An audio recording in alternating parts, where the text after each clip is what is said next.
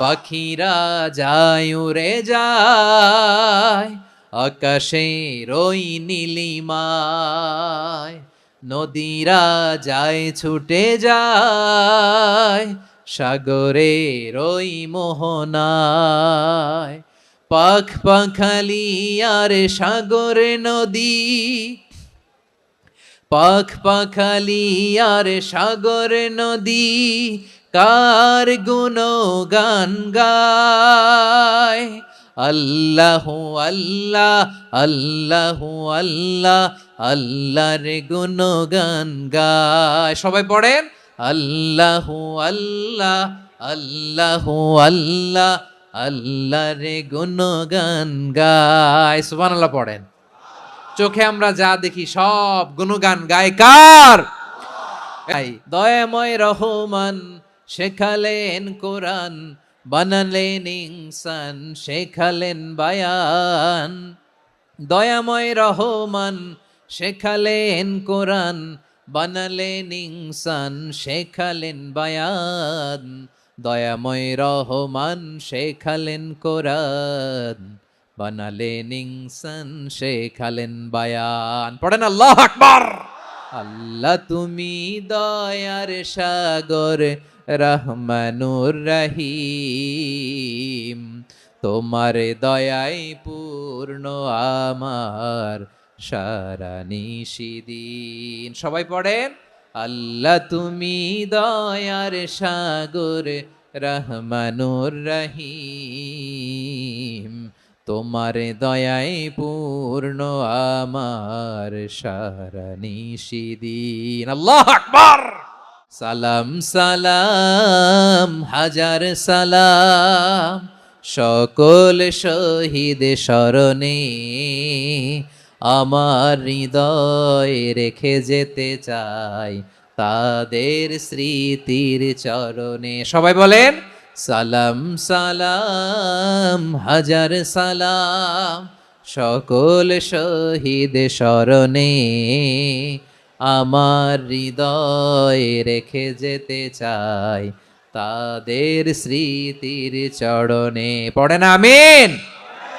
আমরা সকল ভাষা শহীদ, সকল মুক্তিযোদ্ধা তাদের জন্য দোয়া করি, এবং 24-এর ছাত্র নাগরিক অভ্যুত্থানে যারা শাহাদাতের সর্বোচ্চ নাজরানা পেশ করে এই নতুন ভোরের বাংলাদেশ আমাদেরকে উপহার দিয়েছে, তাদের জন্য আল্লাহর কাছে দোয়া করি। সবাই বলেন আমিন।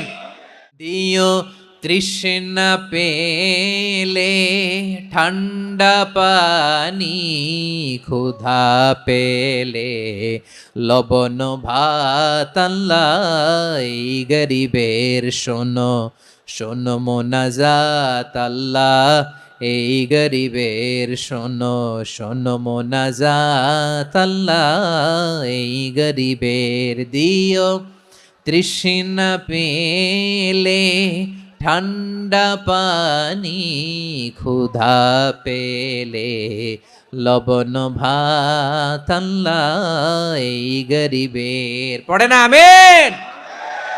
আমরা যখন বিপদে পড়ি নিরাপত্তা দেয় কে? পাখিরা যায় উড়ে যায় আকাশের ওই নীলিমায়, নদীরা যায় ছুটে যায় সাগরের ওই মোহনায়। পাখ পাখালি আর সাগর নদী, পাখ পাখালি আর সাগর নদী কার গুণগান গায়।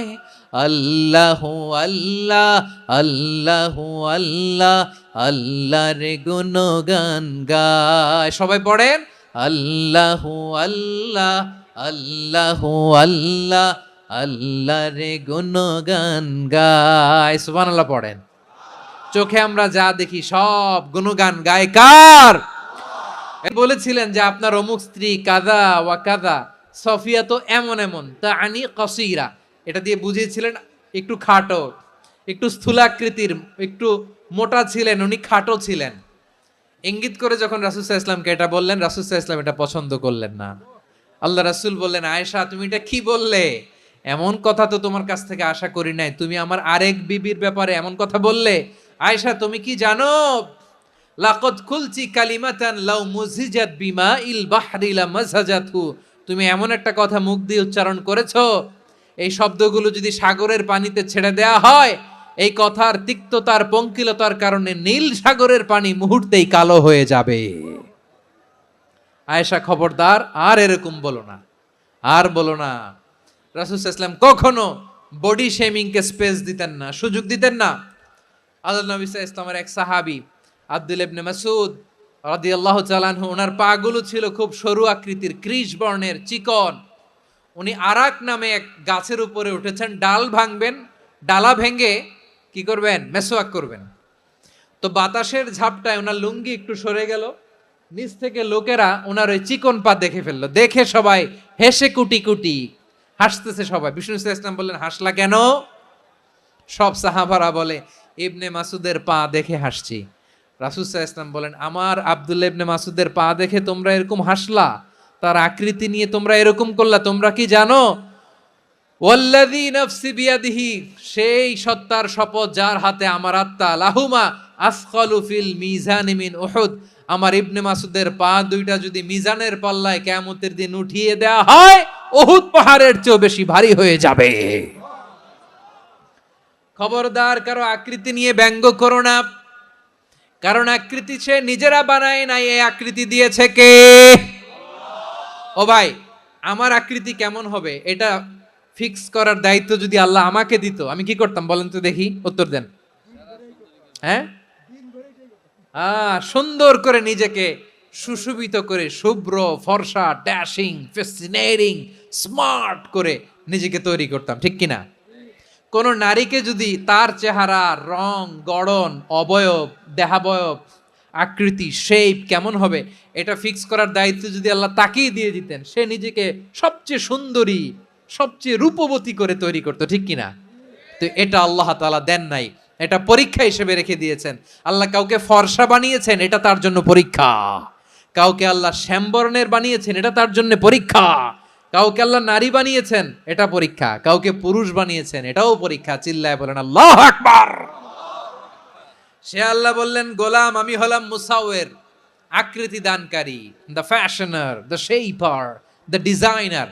এজন্য কারো চেহারা নিয়ে আজকে থেকে আমরা আর কোনো বাজে মন্তব্য করব, মনে থাকবে?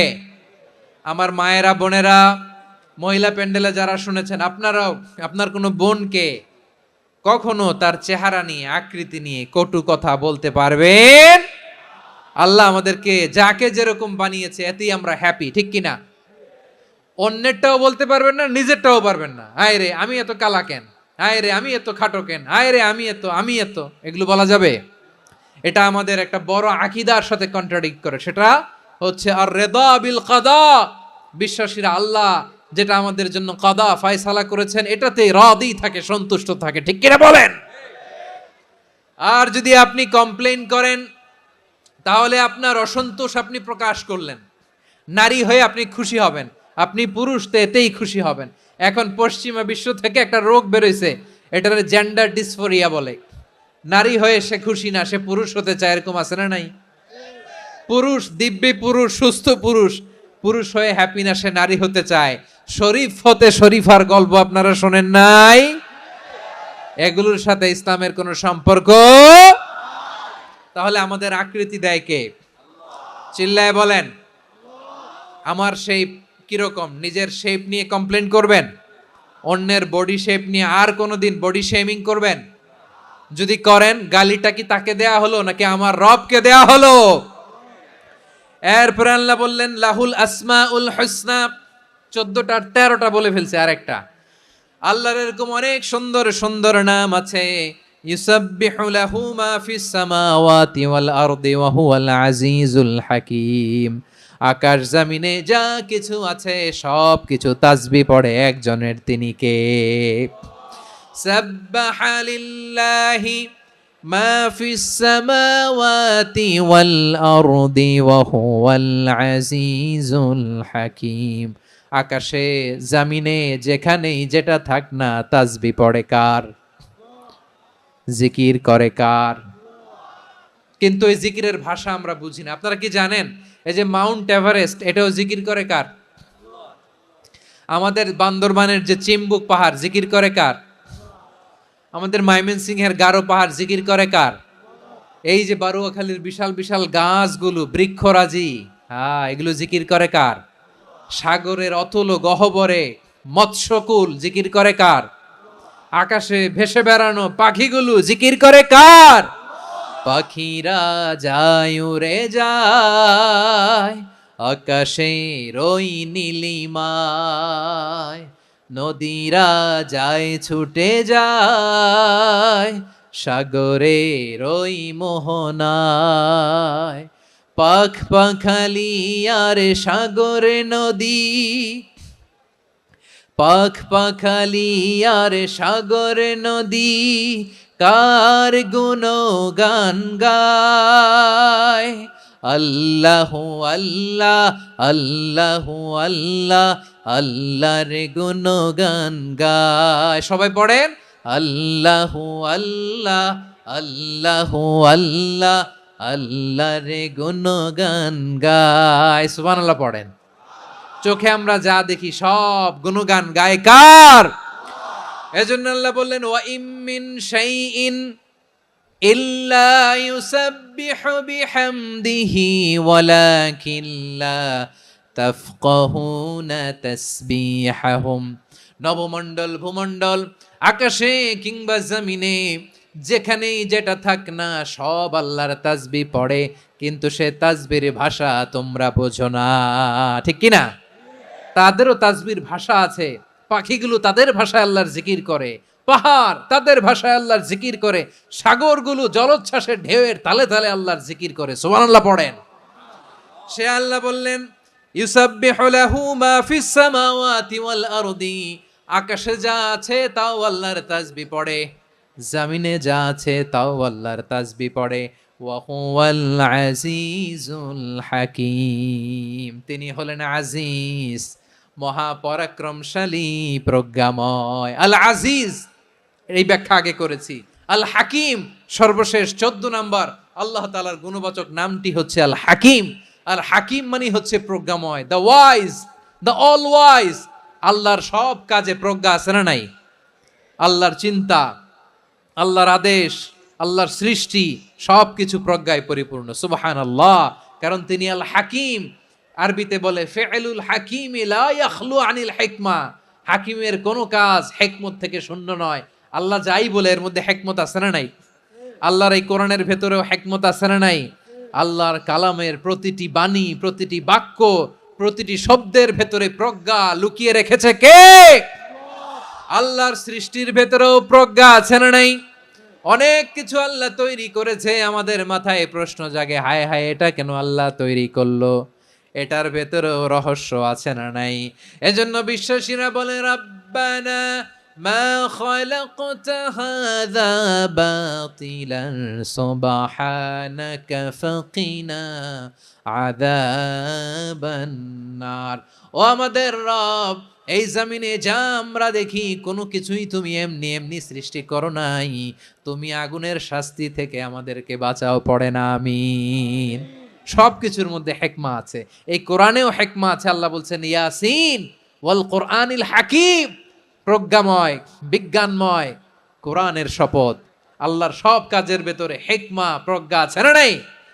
সে আল্লাহ বললেন গোলাম, সূরা হাশরের শেষ 3 আয়াতের ভেতরে আমি আল্লাহর 14টি গুণবাচক নাম উল্লেখ করে দিয়েছি। যখন জপতে মন চাইবে এই নামগুলো দিয়ে জপবি, যখন ফরিয়াদ করবি আমার এই নামগুলো দিয়ে আমি আল্লাহর কাছে ফরিয়াদ করবি। ঠিক কিনা বলেন? রাজি আছেন? এই যে আর রহমান, আর রাহিম, আল কুদ্দুস, আস সালাম, আল জব্বার, আল আজিজ, আল হাকিম, এই নামগুলো ধরে ধরে আল্লাহরে ডাকতে রাজি আছেন? খেয়াল করবেন প্রিয় ভাইরা, দোয়া কবুলের কিছু শর্ত আছে। এর মধ্যে একটা শর্ত হচ্ছে আল্লাহর সুন্দর সুন্দর নামগুলো ধরে ধরে আল্লাহকে ডাকা, তাহলে ওই দোয়াগুলো আল্লাহ তাআলা কবুল করে। এই নামগুলো আরো বিশেষ করে বেশি করে জানার চেষ্টা করবেন, তাহলে আল্লাহর প্রতি অগাধ আস্থা, বিশ্বাস, ভালোবাসা আমাদের বাড়বে। এই যে 14টা নাম আল্লাহর পরিচয় আমরা ইন ডেপথ জেনেছি, আল্লাহর প্রতি আপনাদের আস্থা বেড়েছে না? আল্লাহর প্রতি আমাদের ভালোবাসা আরো প্রগাঢ় হয়েছে না? আমরা যখন ডাকবো তার নামেই ডাকবো, জিকির করব তার নামেই করব, ঠিক যেমনটি আল্লাহ শিখিয়েছেন, ঠিক কিনা বলেন?